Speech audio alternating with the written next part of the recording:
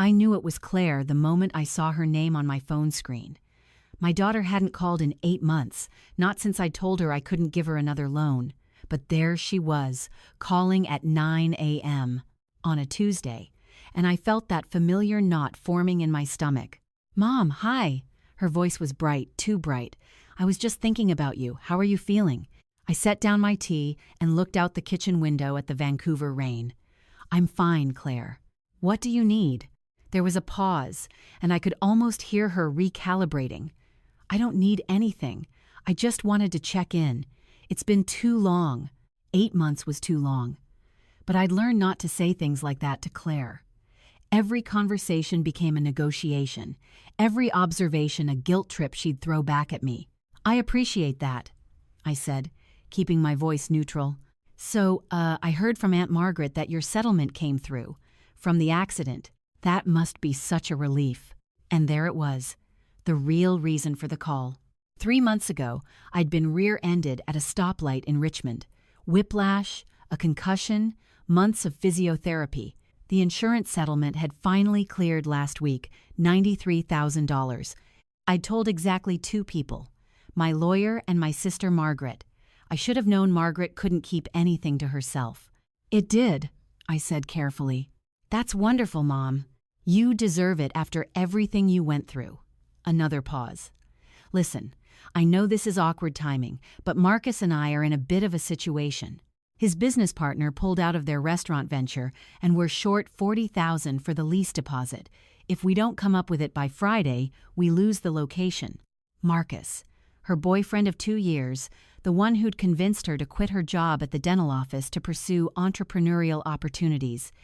The one who'd already borrowed $12,000 from me that I'd never seen again. "Claire, I can't. I know. You've helped us before. But this is different. This is an investment, Mom. Once the restaurant opens, we'll pay you back with interest. I'm talking 6 months, maybe less." I closed my eyes. This was the same script as last time. And the time before that, the spa business that never materialized, the online boutique that folded in 3 months, the cryptocurrency investment that vanished overnight. "I need to think about it," I said. "Mom, we don't have time. The landlord needs an answer by Friday. Please, this is my future we're talking about. Your future. Not ours. Never ours." "I'll think about it," I repeated, and ended the call before she could push harder. I sat there for a long time, watching the rain streak down the window. My hands were shaking, and I realized it wasn't from the tea, it was from rage. Not at Claire's request, which I'd expected, but at myself, because part of me was still considering it, still thinking maybe this time would be different. That's when I decided to call my other daughter. Rachel picked up on the second ring. "Mom? Is everything okay?" Rachel, my youngest, the one who called every Sunday without fail, the one who'd driven me to every physiotherapy appointment after the accident, who'd stocked my fridge when I couldn't lift anything heavier than a kettle, the one I hadn't helped nearly as much as I'd helped Claire because Rachel had never asked. "I need advice," I said. Claire called. There was a long sigh on the other end. Rachel and Claire hadn't spoken in over a year, not since Claire had borrowed Rachel's credit card for an emergency and maxed it out. Rachel had paid it off herself rather than cause family drama, but she'd drawn a line after that. "Let me guess. She heard about the settlement." "How did you know?" "Because that's what Claire does, Mom. She circles when she smells money." The bluntness stung, but it was true. "She says she needs $40,000 for a restaurant lease. And you're considering it." "I don't know. Maybe I'm being too harsh. She's my daughter." "So am I," Rachel said quietly. "But you've never had to wonder about my motives when I call you." That landed like a punch to the chest, because she was right. When Rachel called, I never had to brace myself, never had to decode what she really wanted, never felt like I was being managed or manipulated. "What should I do?" I asked. "What do you want to do?" I thought about that. What did I want? I wanted my daughter to call me because she missed me, not because she needed me. I wanted to stop feeling like a bank machine with emotions. I wanted to use my settlement money to finally visit my sister in Nova Scotia, to fix the leak in my roof, to maybe take that watercolor painting class I'd been eyeing. "I want to say no," I whispered. "Then say no." But saying no to Claire had never been simple. The last time I'd refused to help her, she'd stopped speaking to me for months. She'd posted vague things on Facebook about ungrateful parents and realizing who your real family is. She'd made me feel like I was abandoning her, like I was failing as a mother. "She'll be angry," I said. "Probably. But Mom, you can't keep setting yourself on fire to keep her warm." After I hung up with Rachel, I sat with my tea and thought about the last 27 years. Claire had always been my challenging child, even from birth. Colic, tantrums, teenage rebellion that had turned into adult entitlement. I'd made excuses for her, enabled her, convinced myself that one more chance would be the one that fixed everything. But nothing had changed. If anything, it had gotten worse. I called Claire back that evening. "I've thought about it, and I can't give you the money." Silence. Then, "You can't or you won't?"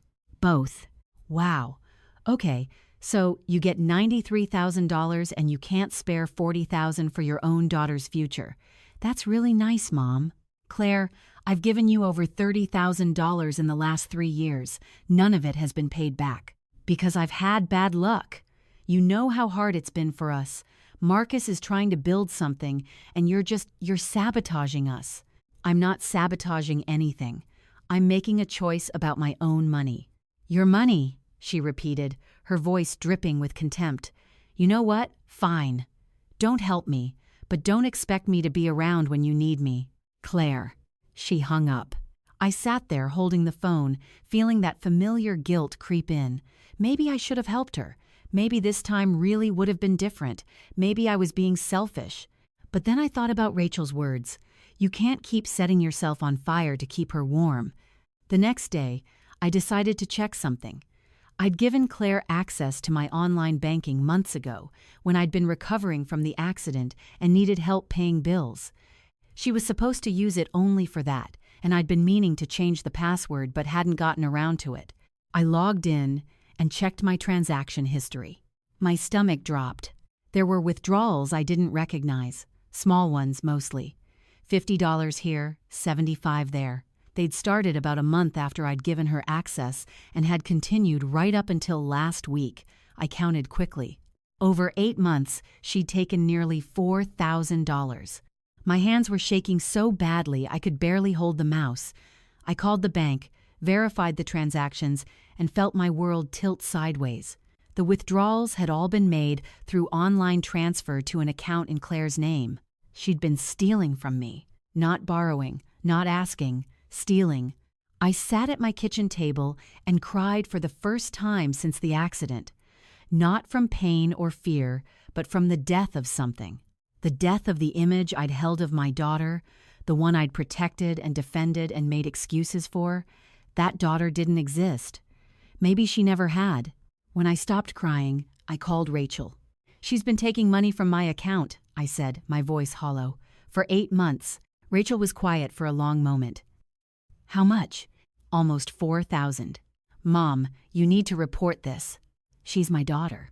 She's also a thief." I flinched at the word, but Rachel was right. This wasn't a loan. This wasn't help. This was theft. "I can't send my own daughter to jail," I said. "Then what are you going to do?" That was the question, wasn't it? What was I going to do? I spent the next week thinking about it. I changed my banking passwords, set up alerts for any transactions over $20, and moved most of my settlement money into a separate account Claire didn't know about, but I didn't call her. I didn't confront her. I was still trying to figure out what to do. Then Claire called me. "Mom, I need to talk to you about something." My heart started racing. Did she know I'd discovered the withdrawals? Was she calling to confess? "What is it?" "Marcus and I found another location for the restaurant. It's perfect, Mom, better than the first one, but we need $50,000 this time. The landlord wants first and last month's rent plus a damage deposit. $50,000. $10,000 more than her last request, and she was asking as if the previous conversation had never happened, as if she hadn't stolen from me, as if I owed her this. "Claire, I told you I can't help you." Can't or won't. The same question as before, but this time there was an edge to it. "You know, I've been thinking, Maybe I should have access to your accounts again, just in case something happens to you. You're getting older, and after the accident, no. Mom, I'm just trying to be practical. What if you have another accident? What if you can't manage your own finances? Someone needs to be able to. I said no, Claire. Fine. Then at least give me the money for the restaurant. You're sitting on $93,000 you didn't even earn. You got hit by a car and got paid for it. The least you could do is help your daughter. The least I could do. As if I hadn't done enough already.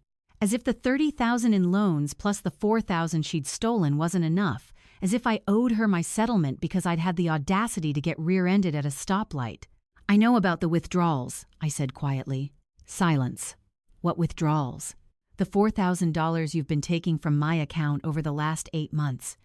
More silence. Then, that wasn't stealing. You gave me access. I assumed you knew. You assumed I knew you were taking money without asking? I was going to pay it back. I just needed a little help getting through some rough patches, and I didn't want to bother you while you were recovering. The lie was so smooth, so practiced, that I almost believed it. Almost. You're not getting any more money from me, Claire. Not now, not ever. Are you serious? Over $4,000? Mom, I'm your daughter. I made a mistake. You're really going to cut me off over a mistake? This isn't about the money, I said, even though it was absolutely about the money. This is about trust. You've lied to me, stolen from me, and now you're trying to manipulate me into giving you more. I can't do this anymore. Can't do what? Be my mother? Can't enable you. She laughed, a bitter sound. Wow. Did Rachel put you up to this? This sounds like her. She's always been jealous of us, you know. Always trying to turn you against me. Rachel has nothing to do with this. Right. Sure. You know what, Mom? Keep your money. I don't need it. I don't need you. Marcus and I will figure it out ourselves, like we always do. But don't come crying to me when you're old and alone and you realize you pushed away the people who actually cared about you. She hung up. I sat there, phone in hand, waiting for the guilt to come. Waiting to feel like a terrible mother, like I'd made a horrible mistake. But it didn't come. Instead, I felt something I hadn't felt in years. Relief. The next few weeks were hard. Claire sent me texts, dozens of them, alternating between apologies and accusations. She called from different numbers when I blocked her main one. She showed up at my house twice, once crying, once angry, but I didn't answer the door. I'd told Rachel what was happening, and she'd offered to stay with me if I needed support. I'd said no, but knowing she was there helped. Then the texts stopped. The calls stopped. And I realized Claire had finally accepted that I wasn't going to change my mind. Rachel invited me to dinner at her place in Burnaby. Her husband, James, was cooking his famous salmon, and their 2 kids, Lily and Ben, were excited to see their Nana. I hadn't seen them in over a month. Not since before the accident. "How are you doing?" Rachel asked as we sat on her back deck, watching James man the grill. "Better," I said, and meant it. "I've been thinking about taking that painting class, the one at the community center." "That's great, Mom. And I'm going to visit Margaret in Halifax. I haven't seen her in 5 years." Rachel smiled. "You should. You deserve to use that money on yourself. I've also been thinking about what you said, about setting myself on fire." "Mom." "No, you were right. I've spent so much time trying to fix Claire, trying to be the perfect mother, that I forgot I had another daughter who never needed fixing, who just needed me to be present." Rachel's eyes got shiny. "I always felt like I was competing with Claire for your attention, and I hated myself for feeling that way because I knew she needed you more. Or at least, I thought she did. She didn't need me. She needed my money. There's a difference."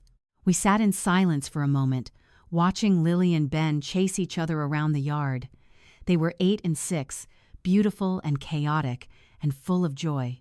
"I'm going to set up education funds for them," I said, "with some of the settlement money. Not huge amounts, but enough to help with university when the time comes." Rachel turned to me, surprised. "Mom, you don't have to. I want to.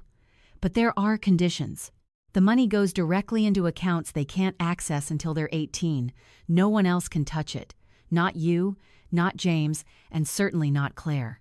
Rachel laughed, but it was a sad sound. You think she'd try? I think she'd find a way to convince herself she was entitled to it. We had dinner together, all of us. James's salmon was perfect, and Lily told me about her piano recital, and Ben showed me the drawing he'd made of a dinosaur eating a taco. It was normal and beautiful and everything I'd been missing while I was too busy trying to save Claire from herself.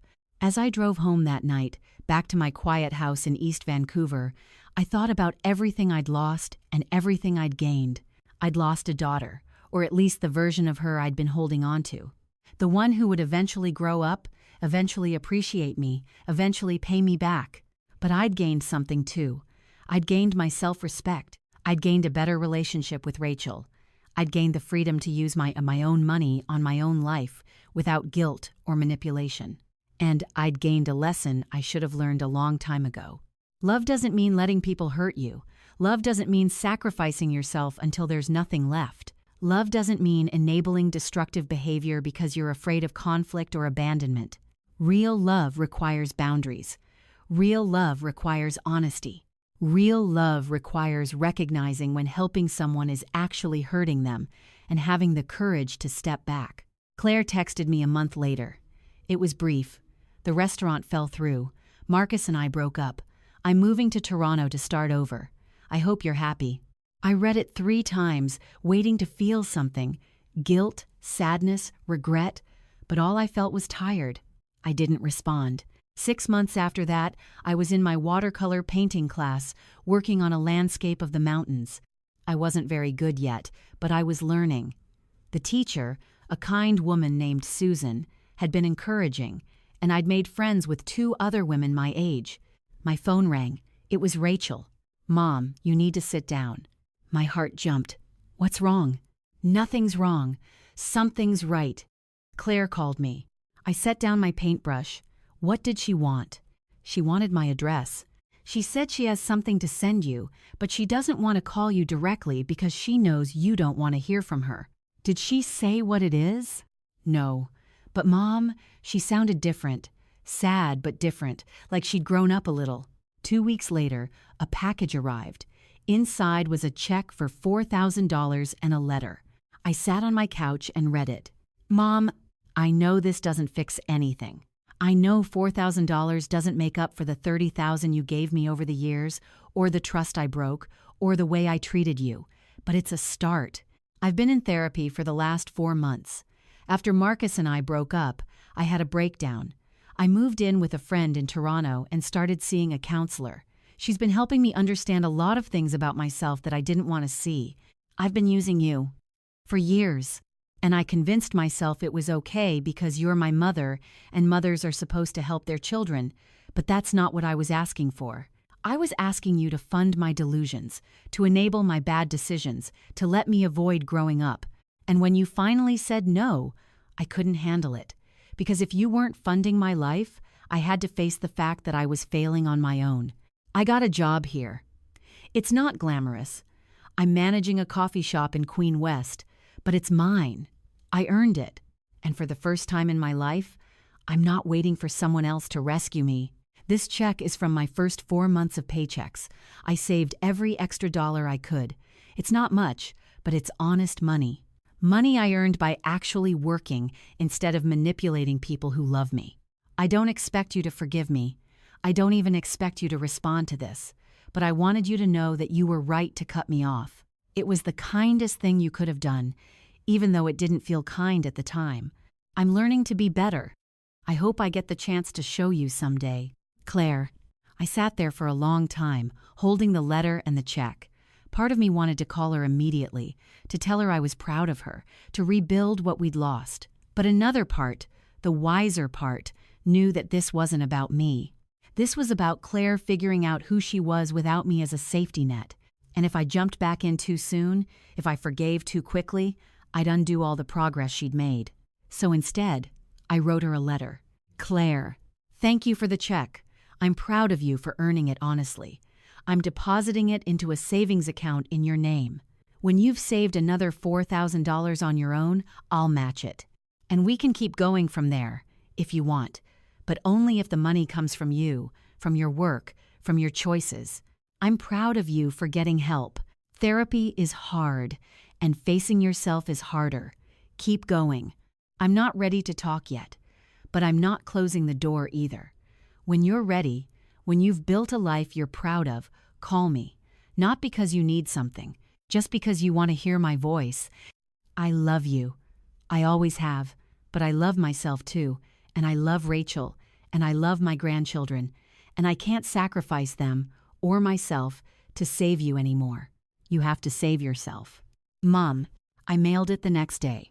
I don't know if Claire and I will ever have the relationship I once hoped for. I don't know if she'll stay in therapy, stay employed, stay on this new path. I don't know if the change is real or temporary. But I know I did the right thing. Not just for me, but for her. Because the greatest gift you can give someone isn't money or second chances or unconditional support.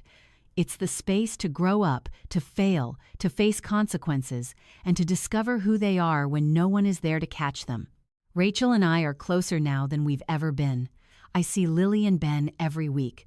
I finished my watercolor class and signed up for the intermediate level. I went to Halifax and spent 2 weeks with Margaret, and we laughed until we cried and made plans to meet halfway in Montreal next year. I used some of the settlement money to fix my roof, and some to buy a better car, and some to take a pottery class, because why not? I'm 64 years old, and for the first time in decades, I'm living my life instead of funding someone else's. And if there's one thing I've learned, it's this. You can love someone and still protect yourself from them. You can be a good mother and still say no. You can give someone every chance in the world, but you can't make them take those chances. The only person you can save is yourself. And sometimes, saving yourself is the kindest thing you can do for everyone involved.